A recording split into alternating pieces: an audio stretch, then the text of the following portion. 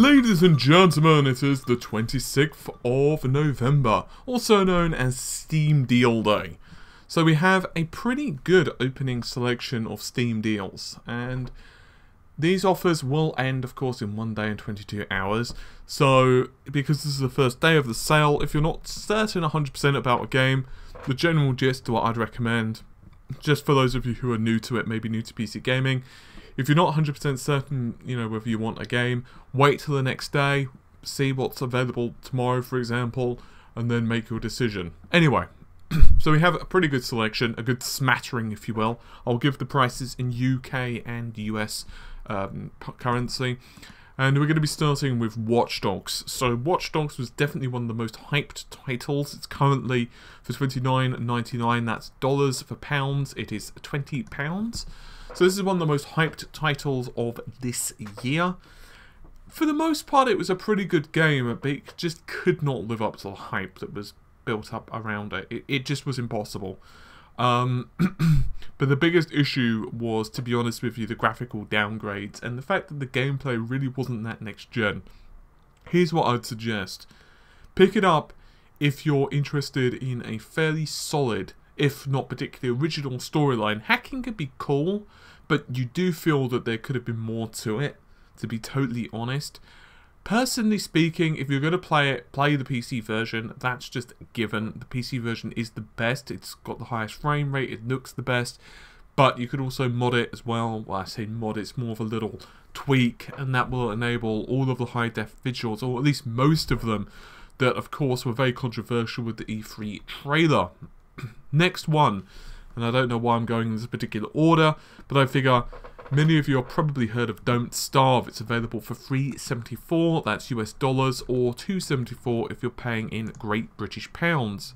I'm actually quite a big fan of this game. It's available for free, by the way, on the PlayStation Network if you happen to be a PS Plus subscriber.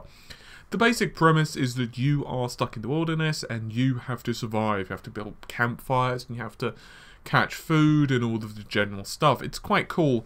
Really, the artwork is very Tim Burton-esque, if you will. I actually quite like it. It does have its faults, and the learning curve is pretty steep. You will die quite early on, most likely, if you're not too used to it. However, I would recommend the game. I think it's pretty cool. And if you're interested in something a little bit unique, something a little bit different, and a bit of exploration as well, then it's pretty cool. Next up, we have The Long Dark. So this game is available for 50% off, or $9.99 if Yi is paying in dollars. On the other hand, if Yi is paying in pounds, then you get to pay a fairly reasonable $7.49. So this is an early access title. There are no zombies, only you apparently, and all the cold threats of Mother Nature can muster. It looks kind of cool. It is an early access title. The basic idea, of course, is you are pretty much trapped alone in the wilderness. It looks pretty cool. You're basically a wilderness survival title. Haven't tried it myself, even though I think we've even got a code for it, to be totally honest. But it's doing fairly well in the Metacritic scores. It's doing pretty well on Steam as well in terms of the recommended. I would suggest checking out, maybe looking at a couple of YouTube videos or what have you. But yeah, I think it looks pretty nice. Anyway, next one that we're going to be going for is Company of Heroes 2. $9.99 if ye be paying in dollars, $7.49 if ye be paying in pounds. You can see kind of a how should I put this, a trend forming in terms of the currencies here. So Company of Heroes 2, sequel to one of the most highly regarded PC RTSs of all time. Company of Heroes 2 does a pretty good job. For the most part, it was quite well received. There was no real major alarm bells ringing, which is good considering it was a very, very anticipated title. Most people are going to recommend it. It could well be worth checking out. It's one of those games where, although no major alarm bells ring, it's a game where many people either love it or hate it. As far as my understanding, many who liked the previous one didn't like Company of Heroes 2, but many who didn't play the original liked it.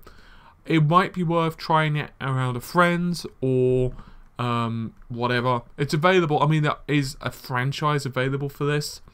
So you could maybe possibly check that out. I would suggest doing some reading to see if it's your type of RTS. Obviously, a lot of this stuff does depend on your perspective. Next one, Global Offensive. $7.49 if you're paying in dollars, $5.99 if you're paying in pounds. So you could also pick up the Counter-Strike Complete. I don't know. I mean, here's the problem. Are you really going to want to play like Source or say Zero when there's Global Offensive? I know for some players they are more, how can I put it? This is the more considered to be almost cute version, you know, like Global Offensive and Source. Many consider to be like, you know, the original, really the meat and the veg of the game, and especially and even Condition Zero to a degree. But it's probably as well going to be the one where you're going to find the most players now, and also to be totally and utterly honest with you, the originals have quite a high skill curve. And everyone knows the map so bloody well, you're probably only going to be getting the really hardcores of those still around. This game was also embroiled in a bit of a scandal recently where some of the top players were basically cheating, and they were using the Steam Workshop to do so. However, this is a really cool title. I really like it. I don't get enough time to play it. I will warn you that the kill time on this can be pretty quick. It's not quite Call of Duty, but if you get hit with certain weapons, you're going to die fast. And I point this out because some people like that and other people don't. This has got a really high skill ceiling. It's not just, oh, I can shoot really accurately or really fast. It's also, well, yeah, you have to shoot accurately and fast, but you also have to know the maps, you have to know all the weapons, you have to know and work really well with a team. You have to think to yourself, hey, you know what? I've got 16,000, my cash is maxed out. So I'm good, but you know what, my team's not doing so well. I'm just going to have to buy a couple of AK-47s and throw them on the floor and actually try to help my team, because otherwise we're not going to win. And so little gestures like that and actually knowing when to help, what to do, it can really make the difference. Anyway, moving on to the next game. And the name of this alone is one that I cannot believe I'm actually saying. But anyway, Goat Simulator.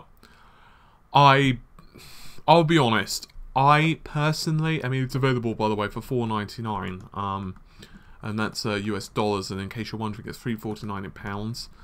I can't take the game seriously, and I know that's kind of the idea, but I've got to say that for me, it's not my type of game. I haven't played it. It looks like just not my type of thing, and so I can't really be too fair on it. However, overall impressions are pretty favourable, so if you like a bit of silly, you know, go ahead and check it out. It's not for everyone, so you might want to think about that. Personally, it doesn't fit my brand of humour. My brand of humour, however, is a bit weird at times. There you go. Next, Lords of the Fallen. This one is $29.99. That's if you're paying in dollars, and as usual, we'll get the dollar price first, and $17.99 if you're paying in pounds. So overall impressions for this game are fairly mixed, to be totally honest. The most common complaints you're probably going to be hearing on this one is that it's not technically as competent as you'd hope, and additionally, it's borrowed, let's go with borrowed, some elements from Dark Souls. Storyline is also not exactly original or particularly amazing either. It's one of those games you're probably going to love it or hate it, quite frankly. It's fairly cheap, but the problem is there are too many good games on the sale. I'm not saying not to get it, I'm saying that if you want more Dark Souls and this is the type of game that you like, go ahead, you know, feel free, grab it. On the other hand, if you don't need more Dark Souls, or you're not someone who necessarily is super interested in the games, you're just looking for a couple of good deals, maybe best to wait. Anyway, next one. is actually a really good deal, I have to say. The Evil Within. If I had not have already bought it on pretty much every platform ever, I would be parting with my cash. It's available for $20.39. That's obviously, well, you know, dollars. On the other hand, if you're paying in pounds, it's actually even better. It's $11.89. Us Brits actually get a pretty good deal on that one, I've got to say.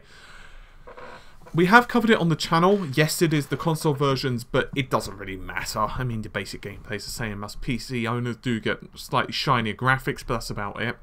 I believe, if memory serves, I've not played the PC version in a while, there is a patch now that fixes the bloody aspect ratio, because the aspect ratio, quite frankly, at the start takes the piss. I quite like The Evil Within. I know not everyone does, and I know that it's probably not the purest gameplay experience in terms of some people are really going to be like, what the hell? It really is one of those horror titles you're going to love it or hate it. It's very Japanese, let's put it that way, in design. I quite liked it. I quite like Resident Evil 4 as well, may I add. So there is a demo of this sucker available, and I would recommend it. I mean, Shinji Mikami, in my opinion, was pretty much back to form with this one. So go ahead, try the demo. At the very least, the most you've wasted is a few gigabytes of your space or of your monthly allowance of internets. So yeah, I quite liked it. Anyway, Beyond Earth, which is of course, in case you're wondering about clicking, I'm sometimes making sure that there are no particularly amazing deals on it. This one also has a demo. It's available for $34.99. That will of course be once again US dollars. If you're paying in a Great British Pounds, he says as he flails through his notes helplessly. Where is it? Ah yes, £20.99. It's a demo available, and quite frankly, I would recommend checking it out. The basic idea is that this is a very sci-fi type of theme RTS, and while Sid Meier's Civilization does pretty well in terms of a lot of people love it, like you've got highly respected curators like say PC Gamer who love it, and you've got even Destructoid and Game Informer who all like it, but user reception is not highly great. It's unpolished in some other words, and you know, I would recommend at least checking the demo. It's not an RTS like, let's say, StarCraft or Command & Conquer. That's another reason I've never really got into the series, but I realise it's a good series. It's just something that I've personally not, you know, really liked or anything like that. So anyway, yeah, so check that out. I'll quickly go into a couple of other recommendations that are currently popping up, just because I'm not going to bother to give the UK prices on some of them. I just want to kind of recommend something that are popping up on the front page. The Stanley Parable. It's a good game. It's a good experience. I'm not necessarily sure if it's a game. It could well be worth it. Dead Island, $4.99. Definitely worth it if you could find someone else to play it. If not, would possibly consider giving it a miss. Injustice. If you're a fan of Mortal Kombat and that type of mechanic, then good. It does have some problems, quite frankly. I think the combat situation could be a bit sticky. It's not 100% balanced, but it's pretty cool. It's not exactly a billion different fighting games on PC, although of course you do have Ultra Street Fighter, and I believe Capcom have somewhat fixed it. Wolf Among Us, well, doesn't really take a genius to recommend that one. Really good. Of course, very much in the tail of, say, The Walking Dead. And of course, Sins of a Solar Empire Rebellion. I've covered that on the channel as well. Really good title. And very much if you're interested in kind of tactical space type of games, then I'd highly recommend that one. And finally, FTL, Fast and Light, $2.99. These are all dollar prices, just to reiterate. Really love FTL, I've got to say. It's very luck orientated, to be totally blunt. But I really liked it. So that's about it. There are dozens of deals, including the usuals like Terraria, which is like pretty much every single year. Every single Steam sale Terraria is there. Good. You know, you've got Super Meat Boy and a couple of others. But yeah, I think that's just about it. So anyway, hopefully you found this somewhat helpful. giving you a couple of recommendations where you can check out. Hopefully you at least know kind of like the state of some of them. As I said, if I had to make a final little tidbit, and I had to say buy this, the best deal in my personal opinion is The Evil Within. It's really cheap. I'm surprised it's this cheap today. Watch Dogs is a good buy. It's just maybe a hair too expensive considering the time it's been out, but if you're willing to fix the PC version, mod it, got all the nice graphics, it looks pretty impressive. It's just not truly next generation gameplay, so it could be slightly disappointing. CSGO, it's great. You just got a very quick, well, yeah, if you die, you're going to be waiting between rounds, and don't starve. I've mentioned it dozens of times now, and I still really, really like it. Anyway, with that said, hopefully you've enjoyed the video. I'll see you soon. Take care. Bye for now.